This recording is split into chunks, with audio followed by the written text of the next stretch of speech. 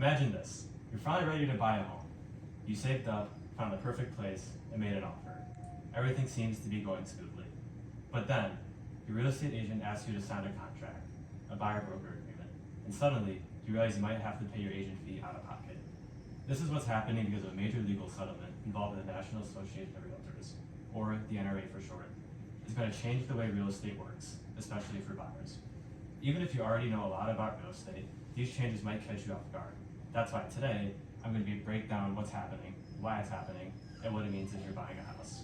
So, what exactly happened? For years, home sellers were required to offer a commission to the real estate agent representing the buyer. This commission was usually built into the home's price, so buyers didn't have to think about it. But some argued that this system wasn't fair and that it kept home prices high. Lawsuits were filed claiming that buyers didn't really have the option to negotiate these commissions and that sellers were being forced to pay fees they shouldn't have had to pay. According to Ben Hahn, a reporter for Housing Wire, the lawsuit against the NAR was settled in November of 2024. This settlement removes the requirement for sellers to offer a commission to the buyer's agent.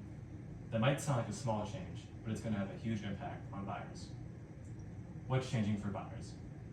If you're buying a home, here's what you need to know. First, you will now have to sign a buyer-broker agreement before working with a real estate agent. According to the National Association of Realtors, this agreement will explain what services your agent will provide, how much their services will cost, and who will be responsible for paying them. In the past, buyers didn't have to worry about this because sellers covered the cost. Now, buyers might have to pay their agents themselves. That's a big change, and one that can make buying a home more expensive upfront. The challenges for buyers. Let's talk about what this means for buyers in real life. Before, a buyer's agent commission was usually paid by the seller. Now, buyers may have to pay for their own agent out of pocket. For buyers who are already struggling to save for a home, for a down payment, closing costs, and moving expenses, this extra cost could also make homeownership even harder to afford. Some buyers might even choose not to use an agent at all just to save money, but that can make things way more complicated, especially for first-time buyers who don't fully understand the process. Some experts believe that since sellers no longer have to pay buyer agent commissions, they might lower their home prices. According to Deborah Kameen, a reporter for the New York Times, this could help buyers by making homes more affordable. But there's also a chance sellers won't lower their prices. If that happens, buyers will have to pay their agent's fee on top of everything else. Either way, this adds another level of uncertainty to an already stressful process. Another challenge is that every real estate agent will now have different fees. Before, commissions were pretty standard, usually 5 to 6% of the home price, split between the buyers and sellers' agents. Now, buyers will have to negotiate their agents' fees just like they would negotiate a home's price. This means buyers will have to do more research, ask more questions, and compare different agents before signing a contract. And keep in mind, not all agents charge the same fees. Some might charge a flat fee, others a percentage of the home price, and some may even offer at different service levels at different prices. So, it's going to take a lot more time, more effort, and more planning to find the right agent at the right price. Let's go back to buyer-broker agreements for a second, because these are really important. In the past, buyers could just start working with an agent without signing anything up front. Now, that's no longer the case. This agreement spells out what your agent will do for you and how much you'll pay them.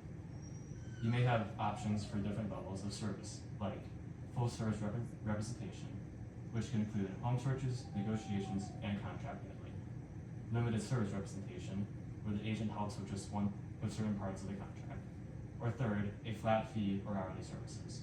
The key takeaway is that you'll need to read the contract carefully and know exactly what you're agreeing to. So, is this settlement a good or bad thing? It depends on how you look at it. Supporters say it gives buyers more control and lets them choose the services they want to pay for. Critics argue that it can make buying a home more expensive and harder for people who can't afford to pay for agents separately. Either way, this is one of the biggest changes to real estate in decades, and it's something buyers need to understand before they can start house hunting.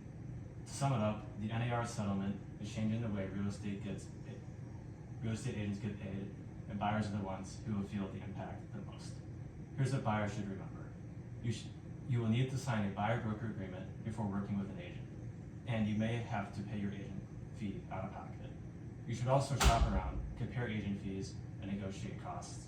If you're planning on buying a home, it's more important than ever to understand these new rules and plan ahead. Thank you. Yeah,